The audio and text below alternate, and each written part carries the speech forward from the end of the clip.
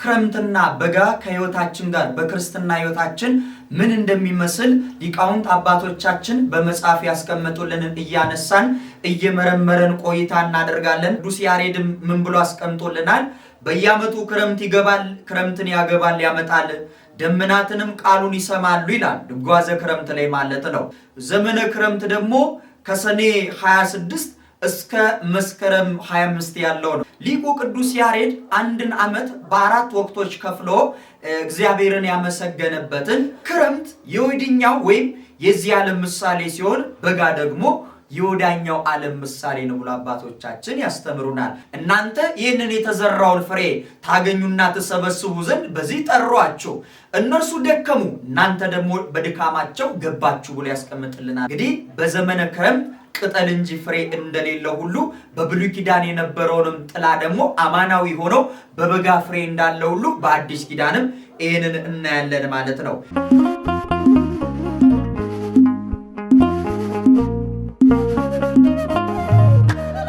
በስመ አብ ወወልድ ወመንፈስ ቅዱስ አሐዱ አምላክ አሜን። ሰላም ጤና ይስጥልን። በመላው ዓለም የምትገኙ ውድ ኦርቶዶክሳውያን እንኳን ለዘመነ ክረምት ወይም ለወራ ክረምት በሰላምና በጤና አደረሳችሁ አደረሰን። ይህ ከራዲዮን ኦርቶዶክስ መንፈሳዊ ሚዲያ ነው። ዛሬም እንደተለመደው ለእናንተ ይጠቅማል ይበጃል ያለውን በልዩ መርሃ ግብር ወደ እናንተ መተናል። ክረምትና በጋን የፈጠርክ አንተ ነህ ይላል ልበ አምላክ ቅዱስ ዳዊት። እንደ ኢትዮጵያ ኦርቶዶክስ ተዋሕዶ ቤተክርስቲያን ዓመቱን በአራት ወቅቶች የተከፈለ እንደመሆኑ ይታወቃል። ዛሬም ወደ እናንተ ይዘን የመጣንበት ትልቁ ነገር ክረምትና በጋ ሲፈራረቁ እንዲያው በልማድ ክረምት መጥቶ በጋ እንደሚተካ ይመስለናል። ነገር ግን ክረምትና በጋ ከህይወታችን ጋር በክርስትና ህይወታችን ምን እንደሚመስል ሊቃውንት አባቶቻችን በመጽሐፍ ያስቀመጡልንን እያነሳን እየመረመረን ቆይታ እናደርጋለን። በተለይ በኢትዮጵያ ኦርቶዶክስ ተዋሕዶ ቤተክርስቲያን አስተምሮ ዓመቱ በአራት ወቅቶች የተከፈለ እንደመሆኑ ይታወቃል። ይህንንም ደግሞ ለማወቅ የቤተክርስቲያናችን ሊቅ ፈልፈለ ማሕሌት ባሕረ ጥበብ ሊቁ ቅዱስ ያሬድ ድጓውን በየወቅቱ ለእግዚአብሔር ያቀረበውን ምስጋና መመልከት በቂ ነው። ቅዱስ ያሬድ አንድ ዓመትን በአራት አበይት ክፍላት ዘመናት ከፍሎታል። ይኸውም ድጓውን ሲደርስ በአራት አበይት ክፍላት ከፍሎታል። ይህንንም ስናይ ዮሐንስ አስተምህሮ፣ ጾመ ድጓና ፋሲካ ናቸው። ሊቁ ቅዱስ ያሬድ አንድን ዓመት በአራት ወቅቶች ከፍሎ እግዚአብሔርን ያመሰገነበትን እየጠቀስን ወደ ህይወታችን ደግሞ እያመላለስን እየተመለከትን ቆይታ እናደርጋለን። እንደተለመደው እናንተ ይህንን ሚዲያ አዲስ የሆናችሁ ሰብስክራይብ፣ ላይክ፣ ሼር እያደረጋችሁ አገልግሎቱን እንድትደግፉ በአክብሮት እየጠየቅን በቀጥታ ወደ መርሃ ግብሩ እንገባለን። መነሻ ርዕሳችን የምናደርገው መዝሙረ ዳዊት መዝሙር 73 ቁጥር 16 ላይ ያለውን ቃል በማንሳት ነው። ክረምትና በጋን የፈጠርክ አንተ ነህ ይላል ሊቁ ቅዱስ ያሬድ። ደግሞ ይህንን ክረምትና በጋን አንድ ዓመትን በአራት ወቅቶች ከፍሎታል። አራቱንም ደግሞ በምሳሌ ስንወስደው የብሉይ ኪዳንና ለአዲስ ኪዳን ሰተን እናየዋለን ማለት ነው። ለምሳሌ በብሉይ ኪዳን አራቱን ወቅቶች ከፍለን ስናይ ዘመነ አበው፣ ዘመነ መሳፍንት፣ ዘመነ ነገስትና ዘመነ ካህናት ናቸው። ዘመነ አበው የምንለው ከአዳም እስከ ሙሴ ያለው ሲሆን ዘመነ መሳፍንት ደግሞ ከሙሴ እስከ ሳሙኤል ነው። ዘመነ ነገስት ካልን ደግሞ ከዳዊት እስከ ዘሩባቤል ሲሆን ዘመነ ካህናት ደግሞ ከዘሩባቤል እስከ ክርስቶስ ያለውን ይዳስሳል ማለት ነው። ይህንን አራቱን ወቅቶች ደግሞ ለአዲስ ኪዳን ከፍለን ደግሞ ስንሰጥ ደግሞ ዘመነ ክርስቶስ፣ ዘመነ ሰማዕታት፣ ዘመነ ሊቃውንት፣ ዘመነ መነኮሳት ብሎ ያስቀምጥልናል። እነዚህ አራት ወቅታቶች እነማን ናቸው ብለን ደግሞ ስንመለከት አንደኛ ዘመነ መጽው የምንለው ከመስከረም 26 እስከ ታኅሳስ ያለው፣ ዘመነ ሐጋይ የምንለው ደግሞ ከታኅሳስ 26 እስከ መጋቢት 25 ያለው ሲሆን ዘመነ ጸደይ የምንለው ደግሞ ከመጋቢት 26 እስከ ሰኔ 25 ያለው ሲሆን ዘመነ ክረምት ደግሞ ከሰኔ 26 እስከ መስከረም 25 ያለው ነው። ከነዚህ ከአራት ውስጥ ደግሞ የምናየው አሁን ያለንበት ዘመነ ክረምት ወርሃ ክረምት እንደመሆኑ ከሰኔ 26 እስከ መስከረም 25 ያለውን ነው። በተለይ አባቶቻችን እነዚህን አራቱን ወቅቶች በአዲስ ኪዳን በአራቱ ወንጌላውያንም ይመስሉልናል። እነዚህ አራቱ ወንጌላውያን የማቴዎስ፣ ማርቆስ፣ ሉቃስና ዮሐንስ ነው። ማቴዎስን ስንወስድ በጸደይ ይመስሉልናል። ጸደይ ወርሃ ዘር ነው። ማቴዎስም ሲጽፍልን ወንጌሉን ሲጽፍልን ዘርን አምልቶ አስፍቶ ይጽፍልናል። አብርሃም ይስሐቅን፣ ይስሐቅ ያዕቆብን፣ ዳዊት ሶል እያለ የጌታችን ዘርዓ ሐረጉን ትውልዱን አስቀምጦልናል ማለት ነው። ዘመነ ጸደይ እንደምናየው ወርሃ መሬት ነው። ማቴዎስም የጌታችን ምድራዊ ልደቱን ጽፎልናልና በዘመነ ጸደይ ይመሰላል። ማርቆስ ደግሞ በዘመነ ክረምት ይመሰላል። ክረምት ወርሃ ማይ ነው። ማርቆስም ወንጌሉን የጀመረውን ደግሞ በጥምቀቱ ጀምሮ ስለጻፈልን ማለት ነው። ሶስተኛው ወንጌላዊው ከ72ቱ አርድእት ቅዱስ ሉቃስን ደግሞ ስናይ በመጸው ይመሰላል። ወርሃ መጸው እንግዲህ የንፋስ ወቅት ነው። ሉቃስም በአምሳለ ንፋስ የሚሰጥ የመንፈስ ቅዱስን ነገር አምልቶ አስፍቶ ጽፎልናል። መንፈስ ቅዱስ ይወጽእ ላዕሌኪ የሚለውን አስቀምጦልናል ማለት ነው። ዮሐንስ ደግሞ በሐገይ ነው። ይኸውም ወርሃ እሳት ነው። ዮሐንስም ሲጽፍልን ቀዳሚው ቃል ብሎ በመጀመሪያ ቃል ነበር፣ ቃልም በእግዚአብሔር ዘንድ ነበር፣ ቃልም እግዚአብሔር ነበር ብሎ መለኮትን አርቅቆ የጻፈ ስለሆነ በዚህ ይመሰላል ማለት ነው። ታዲያ በርዕሴ በመዝሙረኛው ቅዱስ ዳዊት ቃል አማካኝነት ዓመቱን ለሁለት ከፍሎታል። ክረምትና በጋን ያለውን ማለት ነው። ይህ ክረምትና በጋን የፈጠርክ አንተ ነው ወይም 3 ወር ክረምትን 9 ወር ደግሞ በጋን የፈጠርክ አንተ ነው ብሏል በመዝሙረ ዳዊት መዝሙር 73 ቁጥር 16 ላይ ማለት ነው። ይህንን የዘመረውን ሁለቱን ክፍል ከህይወታችን ጋር እያስተሳሰረን 3ቱ ወር በክረምት 9ኙ ወር በበጋ ከኛ ህይወታችን ጋር በክርስትና ህይወታችን ጋር ምንድነው የሚለውን ማወቅና መረዳት ተገቢ ስለሆነ ከአራቱ እንግዲህ ዘመነ ክረምትን እናያለን ማለት ነው። ከሰኔ 26 እስከ መስከረም 25 ያለውን ዘመነ ክረምት ወይም ወርሃ ክረምት እየተባለ የሚጠራውን ዳሰሳ እናደርጋለን ማለት ነው። በየዓመቱ እንግዲህ ክረምት ይገባል ይመጣል። ቅዱስ ያሬድም ምን ብሎ አስቀምጦልናል? በየዓመቱ ክረምት ይገባል፣ ክረምትን ያገባል ያመጣል፣ ደመናትንም ቃሉን ይሰማሉ ይላል ድጓ ዘክረምት ላይ ማለት ነው።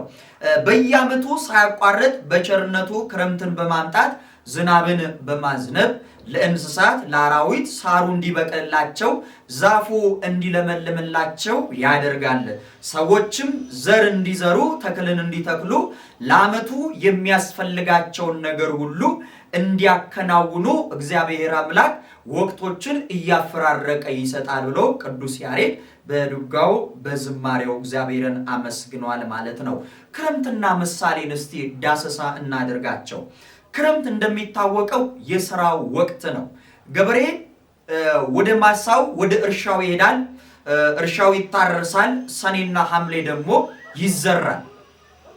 ተክል ይተከላል። ከዚያም የተዘራው አስቀድሞ ቡቃያ ይሆናል። ከዚያም ልምላሜ፣ ከዚያም በማለፍ አበባ፣ ከአበባው አልፎ ፍሬ እስኪደርስ ድረስ ገበሬው የሚታረመውን እህል ያርማል። የሚኮተኮተውን ይኮተኩታል፣ ይንከባከባል፣ ይጠብቃል። ያንን የዘራውን ሌሎች ገብተው እንዳያጠፉበት ያግዳል፣ ይጠብቃል። በጋው ሲመጣ ደግሞ ሰብስቦ ወደ ጎተራው ያስገባል ማለት ነው። ታዲያ ክረምት የሥራ ወቅት ነው እያልን ነው። ክረምት የሥራ ወቅት ነው፣ የሚደከምበት ወቅት ነው። በክረምት ዝናብ የሚዘንብበት ጭቃ እንጂ ደረቅ የማናገኝበት መዝራት እንጂ ማጨድ የሌለበት ነው። በክረምት ይዘራል፣ በበጋ ደግሞ ይታጨዳልና ማለት ነው። በክረምት መዝራት እንጂ መሰብሰብ የለም፣ ማረም እንጂ መቀመጥ የለም፣ ቅጠል እንጂ ፍሬ የለም። በክረምት ቅጠል እንጂ ፍሬ የለም። ፍሬ የምናገኘው በበጋ ነውና የተዘራውን ደግሞ ማጠር መጠበቅ እንጂ እንስሳት እንዲያጠፉት እንዲረግጡት እንዲበሉት ዝም ብሎ ገበሬው ከተወው ትርፉ ድካም እንጂ ፍሬ አልባ ይሆናል ማለት ነው። እንግዲህ ለዓመቱ የሚያስፈልገውን ሁሉ ለማግኘት ገበሬ የሚደክመው እነዚህን 3ቱን ወራት ነው ማለት ነው። ይህንን 3 ወራት ለገበሬው ወሳኝ የድካም ወቅት ነው። ከድካሙ በኋላ የሚያገኘውን ፍሬ ለማግኘት መቀመጥ አይችልም።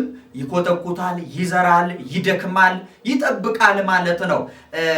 ያ በጋ ያለውን ፍሬ ለማግኘት ገበሬው አብዝቶ የሚደክምበት ያለ እረፍት ከላይ ዝናብን ከታች ጭቃውን ሳይሳቀቅ ፍሬውን እያሰበ የሚጠብቅበት የሚወርድበት ነገር ቢኖር አንዱ ክረምት ነው። ስለዚህ ክረምት የምን ወቅት ነው ብለናል? የሥራና የድካም ወቅት ነው ማለት ነው። ይህንን እንግዲህ ለስጋዊ ምግብ አንድ ሰው ለመጠቀምና ለማግኘት ምን ያህል ወጥቶ ወርዶ ደክሞ ዋጋ እንደሚያገኝ ያየንበት ክፍል ነው ማለት ነው። ገበሬ በክረምት ካልደከመ በበጋ ቤተሰቡን ራሱን ማኖር አይችልም ማለት ነው። ስለዚህ ክረምት የድካም ወቅት ነው። ለስጋ እንደዚህ ይደከማል ማለት ነው። የክረምትን ደግሞ የክረምትና የበጋ ምሳሌ ከኛ ከህይወታችን ጋር ደግሞ አገናኝተን እንመልከተው። ክረምት የወዲኛው ወይም የዚህ ዓለም ምሳሌ ሲሆን በጋ ደግሞ የወዳኛው ዓለም ምሳሌ ነው ብሎ አባቶቻችን ያስተምሩናል። ምን ማለት ነው? የወዲኛውና የወዳኛው ዓለም ማለት ምን ማለት ነው የሚለውን አብረን እናያለን። ክረምት የኦሪት ምሳሌ ነው። ክረምት የዘመነ ኦሪት ምሳሌ ሲሆን በጋ ደግሞ የዘመነ አዲስ ወይም የሕገ ወንጌል ወይም የዘመነ ወንጌል ምሳሌ ሆኖ ደግሞ እንማራለን። ጌታችን መድኃኒታችን ኢየሱስ ክርስቶስ ነቢያትን በክረምት ገበሬ ሐዋርያትን ደግሞ በአዲስ ኪዳን የወንጌል ገበሬ አድርጎ መስሎ አስቀምጦልናል። የበጋ ማለት ነው። ነቢያትን የክረምት ሐዋርያትን የበጋ ገበሬ አድርጎ መስሏቸዋል። ይህንን የበለጠ ለመረዳት ዮሐንስ ወንጌል ምዕራፍ 4 ቁጥር 36 እስከ 38 ላይ ገብተን ስናነብ እነርሱ ዘሩ፣ የሚዘራው ሌላ ነው፣ የሚያጭደውም ሌላ ነው። እናንተ ይህንን የተዘራውን ፍሬ ታገኙና ተሰበስቡ ዘንድ በዚህ ጠሯቸው። እነርሱ ደከሙ፣ እናንተ ደግሞ በድካማቸው ገባችሁ ብሎ ያስቀምጥልናል ማለት ነው። ነቢያት የዘሩትን ያጨዱት ደግሞ ማናቸው? ሐዋርያት ናቸው ማለት ነው። ስለዚህ ክረምት በዘመነ ነቢያት ገበሬ ተመስሏል ማለት ነው። የነቢያት የክረምት ገበሬ ሲሆኑ ሐዋርያት ደግሞ የበጋ ገበሬ አድርጓቸዋል። ስለምን ስንል በኦሪቱ ጊዜ ያለውን ስናይ ብሉይ ኪዳን ንባብ ነው፣ አዲስ ኪዳን ትርጓሜ ነው። ብሉይ ኪዳን ጥላ ነው፣ አዲስ ኪዳን አካል ነው። ብሉይ ኪዳን ምሳሌ ነው፣ የተመሰለው ምሳሌ ደግሞ ፍጻሜውን ያገኘው በአዲስ ኪዳን ነው ማለት ነው። ስለዚህ ክረምት በኦሪት የተመሰለው ለምንድን ነው ካልን ኦሪቱ ትንቢት ተስፋ እንጂ ድነት ሀብተ ጸጋዬንን በረከት ደግሞ ያገኘ ነው በአዲስ ኪዳን ነው። ፍጹም ድነትን የሚያገኘ ነው በሕገ ወንጌል በአዲስ ኪዳን ያለው ነው ማለት ነው። ስለዚህ በበጋ ፍሬ እንዲገኝ በዘመነ ወንጌልም ይህንን በረከትና ፍሬ አግኝተናል። ፍጹም ድነትን ያስገኘው በአዲስ ኪዳን ነውና እንግዲህ በዘመነ ክረምት ቅጠል እንጂ ፍሬ እንደሌለው ሁሉ በብሉይ ኪዳን የነበረውንም ጥላ ደግሞ አማናዊ ሆኖ በበጋ ፍሬ እንዳለ ሁሉ በአዲስ ኪዳንም ይህንን እናያለን ማለት ነው። የክረምት ገበሬ በቤት የሚመገበው ጎመን ነው። ልብ በሉ፣ ውሃ እንጂ ሌላ የለውም። ጎመንና ውሃ ነው። ሌላ ነገር የሚያገኘው የለም። በረሃብ ሆኖ አንጀቱን አስሮ እየራበው ያለውን በቤቱ ያለውን ሁሉ ዘርቶ ይደክማል። የክረምት ገበሬ ማለት ነው። ሲያርስ ይውላል፣ ማታ ሲመለስም እንጀራ አያገኝም። ያገኘውን ጎመን ተመግቦ ያድራል። የበጋ ገበሬ ግን እንዲህ አይደለም። የበጋ ገበሬ ከቤት እንጀራ በልቶ ጠላውን ጠጥቶ ጠግቦ ወደ ስራው ይሄዳል፣ ይሰማራል። በዱርም ሲሄድ ደግሞ እሸቱና እንኩቶን እየበላ በጥጋብ ሲሰራ ይውላል የበጋ ገበሬ። ታዲያ ማታም ሲመለስ ደግሞ እንጀራውን በሌማት ጠላውን ደግሞ በማድጋው ተሰርቶ ይጠብቀዋል ማለት ነው። ነቢያትም እንደዚሁም ሐዋርያትን በዚህ መሰለው አባቶቻችን ያስተምሩናል ማለት ነው። ክረምት ገበሬ የደከመበትን የለፋበትን የሚያገኘው በበጋ ነው። እንደዚሁም ነቢያቶች ዘሩት ያጨዱት ደግሞ ማናቸው? ወንጌላውያን ሐዋርያት ናቸው ማለት ነው። ስለዚህ ክረምትን በዘመነ ኦሪት በጋን ደግሞ በዘመነ ወንጌል አባቶቻችን አስቀምጠውልናል በትርጓሜ ላይ ነው። ሌላው ደግሞ ክረምት በዓመተ ፍዳ ይመሰላል፣ በጋ ደግሞ በዓመተ ምሕረት ይመሰላል። ክረምት በዕለተ ምጽአት ይመሰላል፣ በጋ ደግሞ በአዲስ ዘመን ይመሰላል ማለት ነው። እነዚህን እንዴት ነው ብለን የሚለውን ደግሞ መጻሕፍትን እየመረመርን እንመልከት። የወዲያኛው ዓለም ነው ክረምት። ይሄ ያለንበት ክረምት የወዲኛው ያውን ያለንበት ጊዜ ነው። የወዲኛው ዓለም ስንል እስከ ዕለተ ሞታችን ወይም እስከ ዕለተ ምጽአት ያለው የሚያልፈው ጊዜያዊ ዓለም የወዲኛው ዓለም በክረምት ይመሰላል ማለት ነው። የወዲያኛው ዓለም ስንል ደግሞ ዕለተ ምጽአት ካለፈ በኋላ ዘላለማዊ የማያልፈውን ደስታና ተድላ ያለውን ሕይወት ደግሞ በምን መስለውልናል? በበጋ መስለውልናል ማለት ነው። ስለዚህ ክረምት የዚህ ዓለም ምሳሌ ሲሆን የወዲያኛው ዓለም ምሳሌ ደግሞ በጋ ነው ማለት ነው። ገበሬ በክረምት ከዘራ የዘራውን ካረመ፣ ከተኮተኮተ፣ ከጠበቀና ከተንከባከበ በበጋ የሚገኘውን ፍሬ ማግኘት ይችላል። ክርስቲያንም በክረምት ስናየው በዚህ ዓለም ሳለ በእግዚአብሔር አምኖ በበጎ ምግባር ጸንቶ እየተጋደለ ራሱን በጾምና በጸሎት ጠብቆ ኃጢአትን ቢያደርግ እንኳን ንስሐ እየገባ ቀኖናውን እየፈጸመ ስጋና ደሙን እየተቀበለ ከኖረ ፍሬውን ያገኛል። ገበሬ በክረምት ይደክማል፣ በበጋ ፍሬውን ያገኛል። ክርስቲያንም ክረምት በተባለው በዚች ዓለም ላይ ሲኖር ብዙ ፈተናና መከራ አለበት። ገበሬ ብርድና ውርጩን ታግሶ ከላይ ዝናቡን ከስር ጭቃውን ራቡን ታግሶ የበጋውን ፍሬ እንደሚጠብቅ ሁሉ ክርስቲያንም በዚህ ዓለም ላይ ሲኖር ብዙ ፈተናና መከራ አለበት። ይህንን ፈተናና መከራ ደግሞ በእምነት ጸንቶ በእግዚአብሔር ታምኖ ኃጢአት እንኳን ቢሰራ ንስሐ እየገባ ቀኖናውን እየፈጸመ ቅዱስ ሥጋውና ክቡር ደሙን እየተቀበለ ጸንቶ ከቆየ በመጨረሻ ገበሬ ፍሬውን እንደሚያገኝ ሁሉ ክርስቲያንም ደግሞ ፍሬ የተባለውን መንግሥተ ሰማያትን ያገኛል ማለት ነው። ለዚያም ነው በሐዋርያት ሥራ ምዕራፍ 14 ቁጥር 22 ላይ ምን ብሎ ተቀምጦልናል? እንዲህ ነው የሚለው፣ በብዙ መከራና ድካም የእግዚአብሔርን መንግሥት እንገባ ዘንድ አለና ይላል። ስለዚህ በብዙ ድካምና ዋጋ ከፍለን የዘላለም ርስትን እንወርሳለን። ሐዋርያት ነቢያትን ተመልከቱ። በተስተካከለ ወንበር ላይ በአማረ በተነጠፈ ቀይ ምንጣፍ ላይ አበባ ተጎዝጉዞላቸው የወርቅ ወንበር ላይ ተቀምጠው ያለፈ ሰማዕትና ጻድቅ ቅዱሳን የሉም። ሁሉም በፈተናና በመከራ በእሳት ውስጥ አንገታቸው እየተቀላ እንደ ሽንኩርት እየተከተፉ እንደ ቃሪያ እየደቀቁ ዋጋን ከፍለው ነው ያለፉት ወዳጆቼ። ስለዚህ መድከም እንደሚጠበቅብን ያሳየናል። ገበሬ በክረምት የሚዘራው በተስፋ ነው ወዳጆቼ። በተስፋ ነው ስንል እግዚአብሔር ዝናብን አዝንቦ በዝናብ አበቅሎ ለበጋ ደግሞ በፀሐይ ፍሬውን አብስሎ እንደሚሰጠው ሁሉ እግዚአብሔርን ተስፋ አድርጎ እንደሚዘራ ሁሉ ክርስቲያንም በዚህ ዓለም ሳለ በእግዚአብሔር የሚያምን ሆኖ ተስፋውን በእግዚአብሔር ላይ አድርጎ የሚመጣውን ርስቱን እንደሚያወርሰው ተስፋ አድርጎ ይኖራል። ለዚያም ነው ዳዊት በመዝሙር 145 ቁጥር 5 ላይ የሰው ሁሉ ዓይን አንተን ተስፋ ያደርጋል አለ። የሁሉም ዓይን አንተን ተስፋ ያደርጋል አለ። ስለዚህ ተስፋውን በእግዚአብሔር ላይ ያደረገ መጨረሻ ርስቱን ይወርሳል ማለት ነው። ገበሬ ነገ ዝናብን አዝንቦ አብቅሎ በፀሐይ አብስሎ ይመግበኛል ብሎ ይዘራል። ክርስቲያንም በዚህ ምድር ላይ መልካሙን ስራ ሰርቶ በመጨረሻም መንግሥተ ሰማያትን ያወርሰኛል ብሎ መልካሙን ነገር ይሰራል ማለት ነው። በተስፋ እንግዲህ ብዙ ነገሮችን እናልፋለን ማለት ነው። ክረምት እንደምናየው ላዩ ዝናብ ነው፣ ታቹም ላዩም ባህር ነው። ምቹ አይደለም። ክረምት እንደምታየው ሮጦ ማምለጥ አይቻልም፣ መሻገር አይቻልም። ይጨልማል። ክረምት የጨለማ ነው። ክረምት ወንዞች የሚሞሉበት ነው። ለምንም የማይመች የሚከብድ ነው። የዘር ወቅት ነው። ገበሬውም የሚደክምበት ነው። በበጋ ግን የሚገኘው ፍሬን ለማግኘት ገበሬ እነዚህን እጅግ ከባድ የሆኑ ነገሮችን መታገስ አለበት። ከላይ ባህሩን ከስርም ባህሩን ዝናቡን ታግሶ ጭቃ ውርጩና ብርዱን ራቡን ሁሉ ታግሶ የበጋውን ፍሬ ለማግኘት መድከምና መትጋት አለበት ማለት ነው። ለገበሬ ግዴታው ነው። ታግሶ በመስራት በድካሙም በበጋው ፍሬውን በጎተራ ሲያስገባ ደስ እንደሚለው ሁሉ ክርስቲያንም በዚህ ዓለም ላይ ለክርስቲያኖች እቺ ዓለም ምቹ አይደለችም የመከራና የስቃይ ቦታ ናት ማለት ነው። ክረምት እንደሚያስቸግሩሉ እቺ ዓለምም ለክርስቲያኖች የፈተናና የመከራ ቦታ ናት ማለት ነው። ጌታችንም በወንጌሉ ምንድነው ያለው?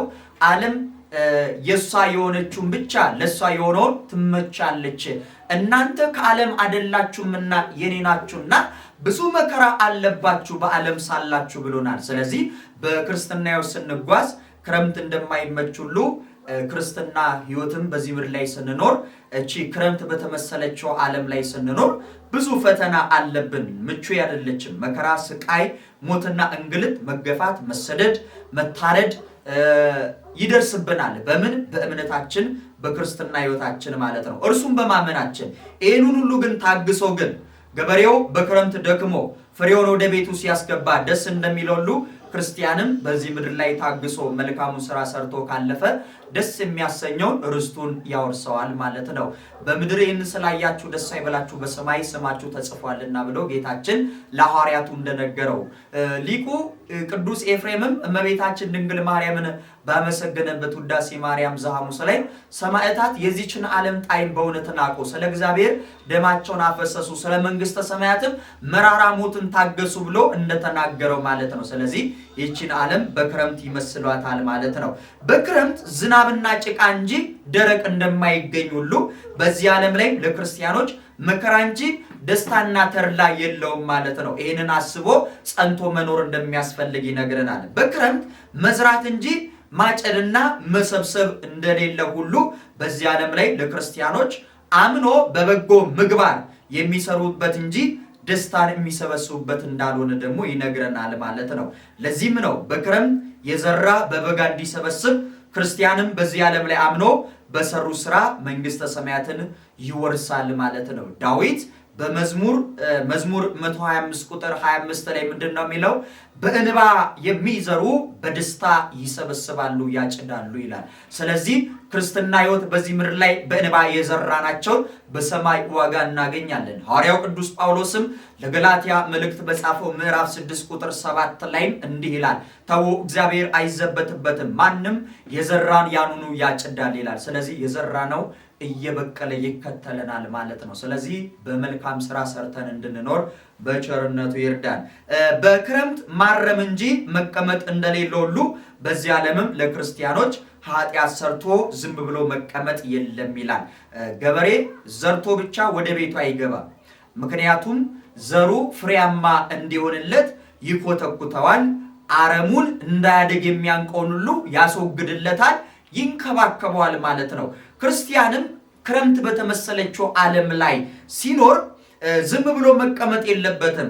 ኃጢአትን ከሰራ ለኃጢአቱ መደምሰሻ እንደ አረም ነቅሎ የሚያወጣለትን ንስሐ መግባት አለበት። በንስሐ ኃጢአት የሆነውን አረሙን ማስወገድ አለበት። መቀመጥ የለበትም። ገበሬ እንደሚደክመው ክርስትና ሕይወትም መቀመጥ የለም። መድከም ያስፈልጋል፣ በተጋድሎ መኖር ያስፈልጋል ማለት ነው። በክረምት ቅጠል እንጂ ፍሬ እንደማይገኝ ሁሉ በዚህ ዓለም ላይ መንግስተ ሰማያትን ለመውረስ በተስፋ እንጠባበቃለን ማለት ነው። በክረምት የዘራውን ማጠር መጠበቅ እንጂ እንስሳት አራዊት እንዲረግጡት እንዲያበላሹት ዝም ብሎ ገበሬ የሚተወው ከሆነ ትርፉ ኪሳራ ነው። በበጋ 9 ወር ሙሉ እሱና ቤተሰቡ ይራባል፣ ይቸገራል ማለት ነው። ክርስቲያንም ክረምት በተመሰለው በዚህ ዓለም ላይ ሲኖር ገበሬው ለከብቶቹ የዘራበትን ቦታ ከተወ እንደሚያበላሹት ሁሉ ክርስቲያንም በዚህ ዓለም ላይ ሲኖር በጾም በጸሎት በተጋድሎ በመልካም ስራ ራሱን ማጠር አለበት ማለት ነው። አንድ ቤት ካልታጠረ አጥር ከሌለው ውሻ አህያ እንደሚፈነጭበት ሁሉ በክርስትና ሕይወትም በጸሎት በሃይማኖት በምግባር ያልታጠረ ክርስትና ሕይወት አጋንንት እንዲፈነጭብን እንዲረግጥብን ፍቃድ መስጠት ነው ማለት ነው። ስለዚህ መቀመጥ የለብንም ማለት ነው። የሰራነውን መልካም ስራ እግዚአብሔር አምላክ ተቀብሎ ዋጋ እንዲሰጠን ዕለት ዕለት መድከምና መዘጋጀት እንዳለብን ያስተምረናል ማለት ነው።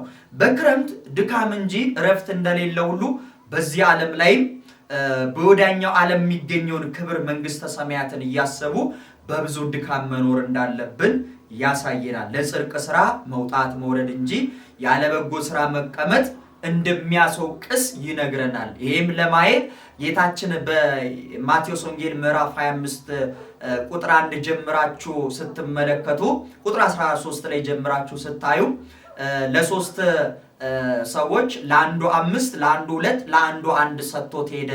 5 የወሰደው 10 አድርጎ ጠበቀው አትርፎ ወጥቶ ወርዶ፣ 2 የተቀበለው ደግሞ ወጥቶ ወርዶ 4 አድርጎ ጠበቀው፣ 1 የወሰደው ግን ቀብሮ ጠበቀው ነው የሚለው። ስለዚህ 5ም 2ም ለተቀበሉ ሲሸለሙ 1 የተቀበለውን ግን ሲቆጣውና ሲቀጣው እናያለን ማለት ነው። ላለው ይጨመርለታል፣ ከሌለው ላይ ያሉ ይወሰድበታል። ያንን ከዚያ ላይ ውሰዱትና ጨለማ ቤት ጥርስ ወደሚፋጭበት ውሰዱና ብሎ ቅጣት እንደሚያመጣ ያሳየናል። ስለዚህ በክርስትና ሕይወት መቀመጥ እንደማይቻል በተሰጠን ጸጋ ወጥተን ወርደን ልናተርፍበት ይገባል ማለት ነው። በክረምት የተዘራውን ማጠር መጠበቅ ትልቅ ዋጋ እንዳለው ያስተምረናል ማለት ነው።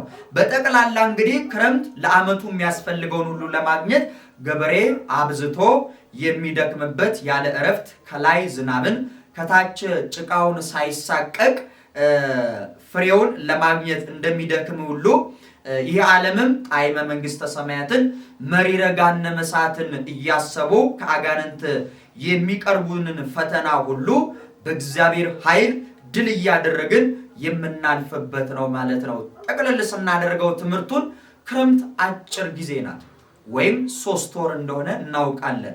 ይቺ 3 ወር ከ90 እስከ 95 ቀን የያዘች ናት ማለት ነው። በጋ ደግሞ ረጅም ነው።